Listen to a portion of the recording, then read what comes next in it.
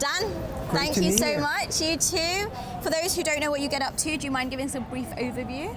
Yeah, so I'm a tech analyst on Wall Street. Yeah, I've covered tech stocks since the late 90s, work at Wedbush Securities, and really my goal is hand-holding investors through different tech themes that we go through. I think the first thing that's on everyone's mind, and I didn't know that tech could look so cool. So is this your everyday wear, or is this what like a general trader, analyst wears into the New York Stock Exchange? This is, and I don't work here in the New York Stock Exchange. I work, uptown, but this is my typical gear. I mean, look, I think it's important to kind of dress, how you are, how you actually stylistically like to play. And I've always dressed a little funky, and some people don't like it, but as I always say, the haters will hate. And if you think about the fact that you are confident in your own skin, that you are comfortable, a lot of young professionals now unfortunately don't have that same level of resilience. They're afraid to fail, they're afraid to get ready and start. What is your advice for anybody who has a big dream and wants to maybe, get into the world of tech and start their own business, but is afraid of taking that first step because they're afraid of failure? Yeah, I'd say my biggest successes came from failures. I think the failures is ultimately what puts the thick skin. I think that's actually anyone that's had long careers, regardless if it's restaurants, Wall Street, or whatever it may be, I think it's those failures that you use for resiliency. And that would probably be my biggest advice, is that don't you let failures or rejection take you down. Let that be the fuel in the engine to take you in that Ferrari in the left lane. In the world of tech, stock markets are ever-changing, businesses are on a roller coaster ride. How do you keep yourself informed with everything that's happening when there's so much information out there? Yeah, I mean, I'm a big unsocial in terms of X, Twitter, and really digesting information, because I think you always got to understand everything that's going on in a lot of times in a short time period. And I think that's something where you're kind of always on, maybe don't get as much sleep as you need, like a lot of us, but I think it's also why you have to have a passion for it. If you have a passion for whatever you're doing, it's really not work. And I think that's another thing would be advice. Don't just do jobs because of money or prestige or some Instagram type stuff.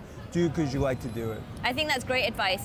Networking is a big deal when it comes to getting an opportunity. Even for me, thanks to JD, I'm here at the New York Stock Exchange. Thanks to Peter, I'm here talking to you. How has networking helped you in your career, and what are your top tips? I mean, there's like the hundreds or whatever, thousands of people over the years. First of all, always treat people how you want to be treated. I think expanding your network authentically is the best thing, because you never know where so many opportunities have come in ways that I never would have expected. And I think also you pay it forward. Absolutely. I think there's a lot of people, they get to points of success and they forget where they came from. You pay things forward, and I've always been able to do that. And it's a joy when you pay things forward and then you see those people successful. I've been in New York for the last 4 days, and I see conversations around Adobe, around TikTok, around AI. But what are some tech trends that you are personally really excited about? Because the young professionals listening, they want to build up those skills, and maybe they need a focus or a few areas. Look, I think right now, it's an AI revolution that's taken place. I view it as a 1995, almost star of the internet type moment, not a 1999 bubble. Yes. For a lot of younger people, this is the start of a 10, 15, 20-year trend. Yeah. I also think it's for individuals, it's making sure that their careers are aligned also with where the growth's going. Skate to where the puck's going from a hockey perspective, because this is a revolution. I think it's a lot of growth that's now in front of us. What is the one thing that you've learned about yourself whilst you have been able to create this career of your dreams, but also show up as your authentic self?